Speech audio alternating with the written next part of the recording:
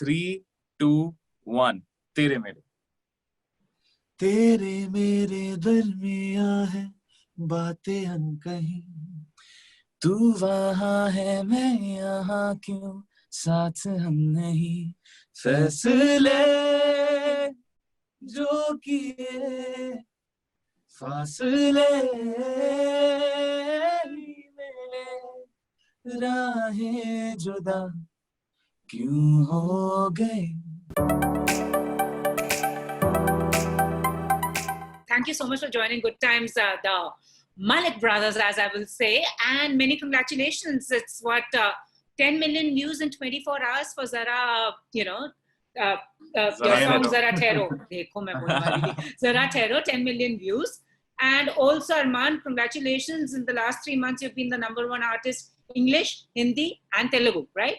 Yes. Yeah, well done. Wow, man. Well done. Honestly, so tell me about Zara Thero. So, were you anticipating so much love, and how did it come about? I would like Amal to speak something about Zara Thero.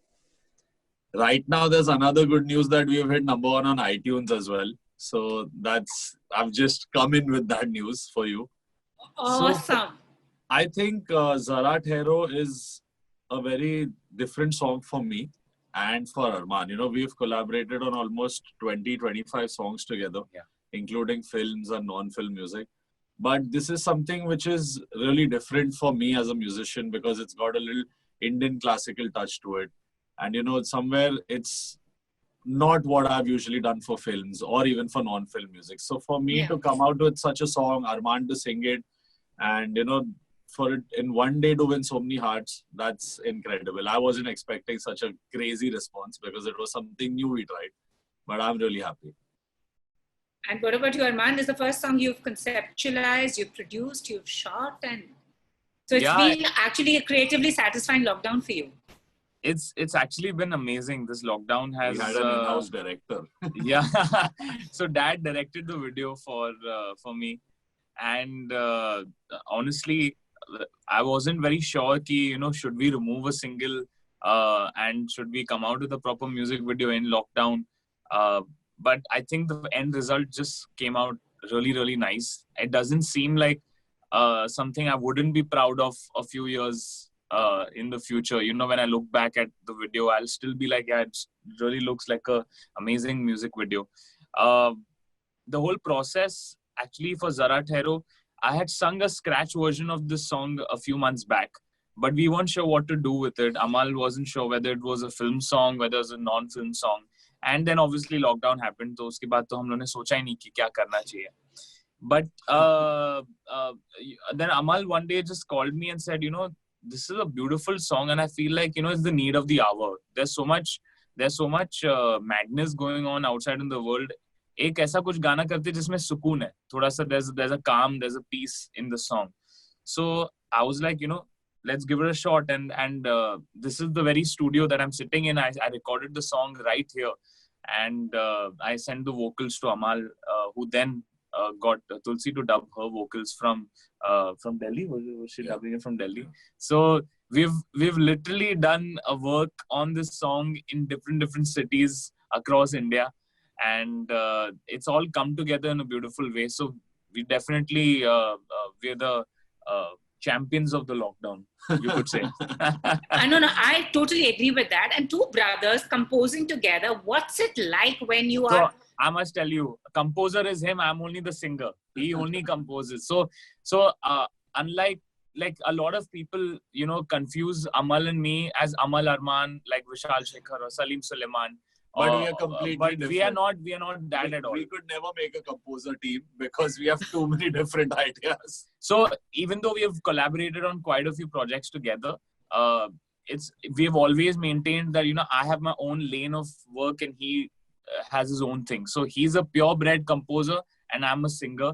And like we love collaborating with each other and with, you know, all the other people out there, all the other musicians. I think just when I would say it's more like a blessing, you know, when we work together. Like I've worked with many singers.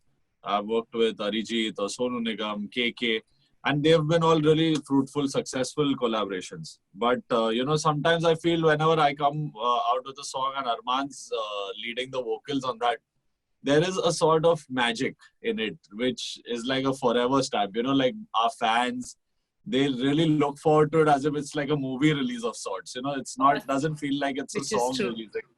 So it feels like an entire festival on social media with such young kids responding to our music and, you know, treating it like, wow, we have something now, it's ours. You know, we have seen photos and tweets that kids have been putting. Wow, we have another Amal Arman collaboration for, you know, our playlist. So I think they look forward to this collaboration, and I feel every time we've come together, it's not just been successful, it's been forever, all those songs. And both of you got success at such a young age. Like you have become like, you know, idols for a younger lot, but your journeys have been different. What would you want to say? What would you want to say about that? Because as Arman, you preferred going into singing competitions, and your name, despite that your grandfather also was a very well-respected artist, has never worked in your favor. So tell me about the fact that journeys have been different, two brothers sharing the same surname. I think with both of us, we're very proud that we come from the Malik family. It's because of that we have music in our blood, to be honest. And that we are able to create such amazing music. I think it's the blessing of our grandfather, Shri Sardar Malik.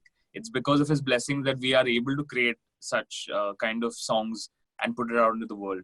But from childhood, both Amal and I have always maintained that, you know, yes, we are Arman and Amal Malik, but we want to first make our names on our own steam and want to have our own journey. I started out by, you know, going on a reality show like Saregamapa, which no one from a filmy or a musical family would do that. No kid from a film or musical family would go out there and compete. I always wanted to do that because I wanted to prove to myself, hey, like if I feel like I'm a good singer, I want to put that to test and see whether I can compete against the top 10 not top 10, actually there were 2,000, 3,000 people contesting for that. But I was fortunate enough to, you know, on my merit come to top 10 in that show. So for me, it was my own personal journey and self-discovery ki, okay, I am a Malik, but am I worth it? When I go and take a mic and I'm on that stage, are people listening to me because I sing well, or is it because I'm Arman Malik? So I submitted my name also as Arman from Mumbai. I never put my surname. I didn't want anyone to know that I'm from any family or whatever. I wanted them to hear my singing and judge me on that. So that's how I started. And Amal's journey kind of began in a very different way. He'll be better to explain to you how that journey began. I think even what you've said is really beautiful. You know, like very few people, you know, leave behind such a, you know, it's an illustrious career for my grandfather, my uncle, my dad. And, you know, it's easier to, you know, just maybe have that surname and have your dad like launch you in some music video or like something like that. But I don't think anyone from our family, you know, did that for us. Neither did we expect that. I think Arman also from a young age, even when he recorded for Vishal Shekhar. Actually, I went and auditioned in his studio, and you know, it's on that basis that I got the song. So, like for me, I went to different composers, gave my demo CDs, which Amal only helped me put together. Amal used to help me make these, you know, demo tracks. And that's how our journey began. You know, for us, it was reaching out to the musicians in our industry, not because of dad or anyone. We were just going out there and being like, hey, this is our music and this is what we do. Do you guys like it? He went to composers to assist them. I think that was my toughest time, you know, like when I was about 16. That's the time when, you know, our grandfather also was quite ill. And, you know, my dad is very close to him. So he spent most of his time with, you know, my Dadaji. And somewhere we both were shouldering responsibilities of the family. And we both knew that it's up to us to now make our name on our own, you know. So I went out to assist in television shows, you know, work with composers like Raju Singh, or maybe people who do background scores like Amar Mohile, Sandeep Chota, Salim Suleiman. You know, working with all these people, interacting with musicians like Preetham, you know, just being around and maybe seeing a recording was not that easy, you know, because somewhere a lot of other composers that I used to try and work and assist with, they used to feel that I'm a composer's son or a composer's nephew. So, you know, they would never hire me. So the struggle was even more difficult being, you know, this the surname became more of a demon for me. I was like, everywhere I go, I don't get entry into the studio. So slowly and steadily, I think few composers who I've named, felt that let's keep the surname aside and let's work with this boy on his talent and what he can achieve. Amal had told me this one thing. Chup Chup ke went to Pritam's studio to listen to how a recording is done and see how is he doing. I've chased like a young kid. I've chased all these composers' cars, gone to their studio, taken out a keyboard and played something and said, just give me a chance and I'll show you what I can do. So after that, I've almost done about 28, 29 films as a music assistant, where, background scores for maybe Race or Cocktail, Pan Singh Tomar, Rowdy Rathod, a lot of films with all of these composers. So that's what's been my learning curve. I never got an overnight call and like, here you are and we both have come into Bollywood. A lot of people, a lot of youngsters also want to tell them that you're looking at the last 5 years being glorious. But if you go back, it's been 14 years of struggle for both of us. Exactly. So nobody realizes the hard work. They just see the fame that's come. And it's also not easy to sustain this fame also because it's such a competitive industry. Every 5 years, somebody is, replaced into somebody else. How do you cope up with it? It's not even 5 years anymore. It's more like every 5 weeks now because it's good in a way, because I feel when I started trying for films and being a composer, it was more close than it is now. Musically, if you see, like now, if you say I have a surname, if you see a composer who doesn't belong from a musical family, maybe you take an Ankit Tiwari or an Orko, who are really good composers. They have come, made good music and cemented their own place. So, musically, it's become a little more open since, the last 5-7 years, where previously it was only, we'll work with this composer, or you'll work with only someone who's experienced, who's 35 plus, because these were things which were maybe notions in producers' minds. We need a person who's lived that life. Initially, even with singers, there used to be only Sonu Nigam, KK, Shan, Alka Yagnik, Shreya Ghoshal and Sunidhi Chauhan. These were the 6 singers in the industry at one point. And uske pehle it was Udit J, Kumar Sanu sir. And then uske pehle there was Kishore Kumar, Mohammad Rafi, Lata Mangeshkar, Asha Bose. If you see in all those eras, there have always been like 5 or 6 or max like 7 people who used to do most of the work. But today, I think everyone has a shot at doing something and all of us are coexisting in our own way. And it's now about who makes the best song. Yeah. It's as simple as that. It's not about, they've done this many body. I may have done 30, 35 songs. I may have won a Filmfare Award at the age of 21, but I still need to prove myself every day with every song. The audience is not, someone who thinks about, it's like, what have you they are not going to judge us. We've done 28 hit songs together, so the 21st must be great. So if Zarat Hero wasn't good enough, we've got such loyal fans, they will never even worry about telling us, no, we didn't like the song. So, that's the kind of fandom even we have. We've not got people who just continuously say good things. We've got young kids who also come up to say, we wish this music section was longer. So we've got really thinking fans, so I really like that. And maybe you can say today the careers are a little difficult to, maintain compared to the past. It's short-lived. But that also must be creating anxiety and stress also. It definitely does. I think me and Amal, the kind of careers we have had in the last 5 to 6 years, I think that 5 to 6 years has amounted to 10 to 12 years or 15 years of work of other people in other eras. The way the industry has grown in those 5-6 years has been crazy. To seeing solo albums go into multi-composer albums, multi-composer albums going into then people doing recreations, and then now recreations now are not being accepted by the public, to people doing singles now. So there's been crazy waves through all the whole last 5-6 years that Amal and me have actively been there in the music industry. And the only thing, I think the thing that keeps us going is making good music at the end of the day. We have to, yesterday TikTok got banned, today Instagram something new has come. We have to accept that and go with that. There are always new things always coming up, and we have to see how how we attach to it and how we use it to our advantage. I'm already pissed off with the new Instagram. I know the reels, no? It's too much. I mean, it's see, they are catering to an audience where they feel like, okay, ye nahi tha to ye hai. Sahi mein. Right. Yeah, but like I'm saying it from a perspective. I'm saying it from a perspective how things are changing. The landscape of the industry is changing in like months. Like, and we just need to, as musicians, make music for sure. 80%, I feel 80% focus has to be on music.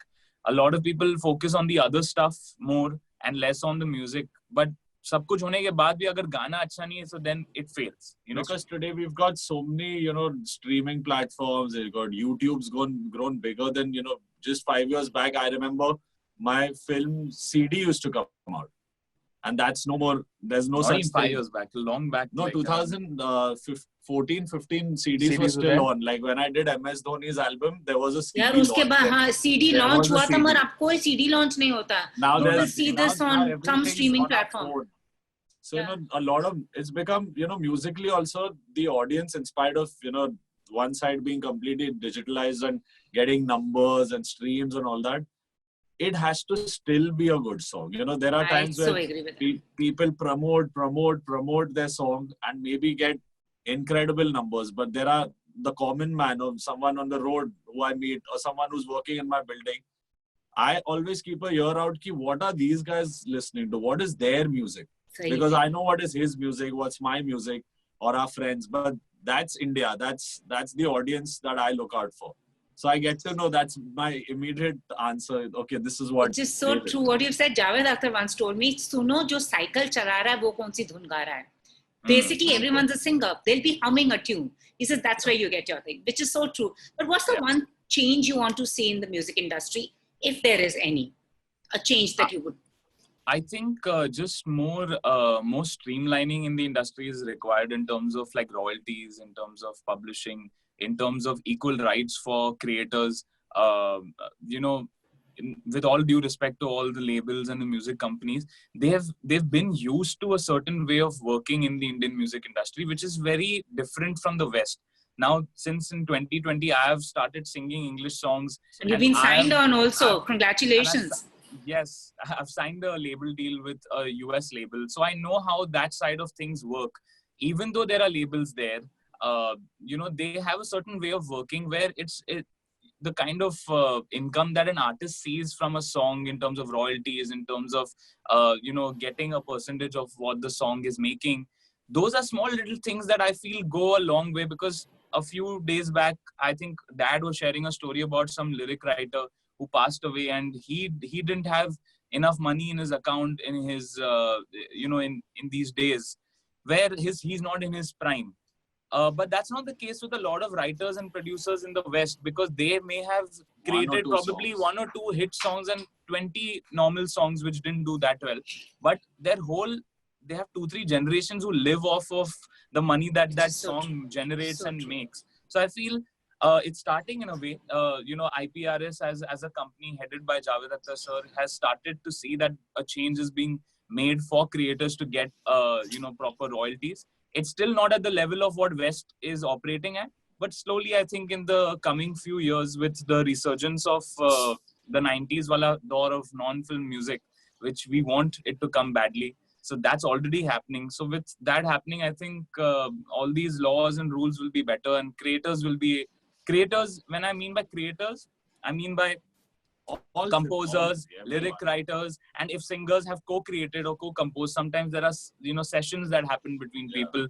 So the way I see that people collaborate there a lot, and every person who's involved in the song gets a share of whatever they have done. So it's a beautiful. It makes it a happier environment to work. What I feel is that when you work now for a movie, you assign all your rights to that film or to that label that's part of that film that's producing the music for that film. Yeah.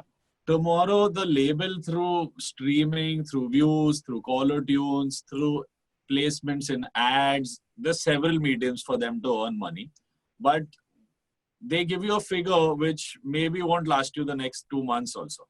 So I think somewhere they have to be fair. It has to be a general rule Yeah. You know, where you can. But they've been so used to working in this way. That's for because so many that's also years. because also what I feel that because there hasn't been unity for quite a few years. You know, a Which lot of is so true. composers and singers, everyone is like, let's make our money, let's get done with our time. I Yeah, think they Arman and me don't have stand still- together.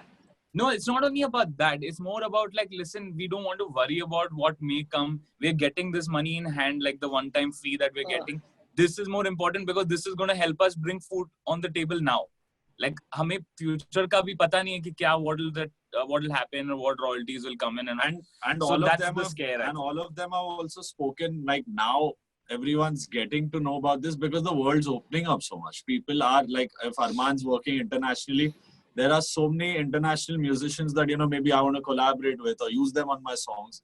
They refuse to work on an Indian project because they say your royalty system isn't in place. So, you know, that's such a big hindrance for a creator like me or any musician who wants to get an artist down to just play a part in my song. The system of royalties and, you know, sharing those rights with people who create. You know, it's not the label who creates, it's not a film director, it's not an actor who creates the music. It's the composer, it's the lyric writer, it's the singer, it's the music producer. So obviously, obviously these are the people who select our music. And amplify it by Yeah. marketing it. So somewhere, you know, they have to come to a midpoint where all these authors who are the creators are happy. You know, otherwise I'm seeing so many younger, you know, people also not wanting to be the composers and lyricists. They want to be a singers. fly by night. They just want to be a singer. Yeah. Okay, we'll sing one hit song, we'll do 10 shows and we'll make money. So they're actually killing two very important art forms of our country, of writing and composing. So I think the more people know, you know, educate themselves, Get knowledge about this. Yeah. that's the most important thing. And since both of you collaborate, who's the easier one to deal with and who's the tougher one? So I'm pretty easy to deal with. He's very, very tough to deal with. Say But- why. No. I'll tell why. There are pros and cons. The pros are that I get to be a better singer every time I sing with him. So he doesn't let me go so easily. Like, I can't just do a okay take and be like, Amal's accepted it. No, he will make me bleed till I get the line right, or the what he wants, what he's envisioning for the song. So that way, I think through the process, I become a better singer in the studio. The con is that I get frustrated and I leave the studio and tell him, I'm not recording for you anymore. I'm done. That वो भाई का तो चलेगा ही. हाँ तो ये भाई में बहुत मतलब लिबर्टी इसके साथ लेता है. थोड़ा ज्यादा हो जाता है क्योंकि But of late, actually, I've not got a lot of complaints from him because I think I've learned how to sing for him. Now I know what I need to deliver for him to be happy. So I think Zara Thero और उसके 2-3 पहले जो गाने थे उसमें मेरे को इतनी डांट नहीं पड़ी. तुम दोनों का अपना personal कौन सा है composition favorite that you've done, like you've sang and you've composed, your one personal favorite? I know सारे equal होते हैं. Let's do one thing. We'll say 3, 2, 1 and we'll say the song that we feel is the most favorite. Okay. We'll say it and then we'll sing it. Okay, cool. ठीक है. चलो. So 3, 2, 1. तेरे मेरे. तेरे मेरे दरमियां है बातें अनकही, तू वहाँ है मैं यहाँ क्यों साथ हम नहीं, फैसले जो किए फासले में राहें जुदा क्यों हो गए, ना तू गलत ना मैं सही, ले जा मुझे साथ तेरे, मुझको न रहना साथ मेरे, ले जा मुझे साथ तेरे, मुझको न रहना साथ मेरे, ले जा मुझे, ले जा मुझे. Awesome. My God, you guys really deserve the success you do. Thank you so much. Will we ever see both of you coming together? Like, you know, we've seen teams together, the Malik brothers doing something together, like films, like a duo. Or will you want to do your own separate thing? I think in the future, actually, there are a lot of surprises coming from Amal's end. This year, he is also going to do something very different. People will see him also in a different space and in a different avatar. So once he starts on that journey, I think both of us should collaborate on a single where we both are featured in the video. I think that would be really cool. I think I'm just taking my initial steps as, featuring in a music video, and it's going to happen really soon. So once I've done a few singles and I'm ready to face Arman in a video, maybe it'll be a battle of sorts. We'll do some cool Looking forward to that. And you've also signed English, so many languages. अब कुछ वैसे बचा है और कुछ बचा है वैसे? बचा तो मतलब बहुत है अभी. मतलब मैंने साउथ इंडियन तो काफी गा ली है. हिंदी भी गा चुका हूँ और इंग्लिश इस साल मैंने I did my debut. अभी हाँ, वैसे तो Indian languages I've sung a lot of songs in like Gujarati, Bengali, Marathi. But like I want to try my hand at Arabic and Spanish also next now. So awesome. Let's hope. You're going to be awesome. 2 years ago he said, I have a lot more bubbly music left in me. अभी वो कुछ वो bubbly music आया भाग या अभी और देखेंगे हम? So English में जो मैंने गाना निकाला है दोनों, actually the first one is more up tempo and more energetic. Control. That was the name of the first single. So if you listen to that, that's very unlike my kind of songs that I've been doing in Bollywood and in the Indian space. So I think I'm breaking genres and like kind of doing different stuff. So बहुत देखने को मिलेगा. Thank you so much and all the very best. Keep the good times going since you're speaking to good times. Thank you very much, both of you. Thank you. Thank you. Thank you. Bye. Lovely talking to you. Bye-bye. Bye. Same here. Thank you. Bye.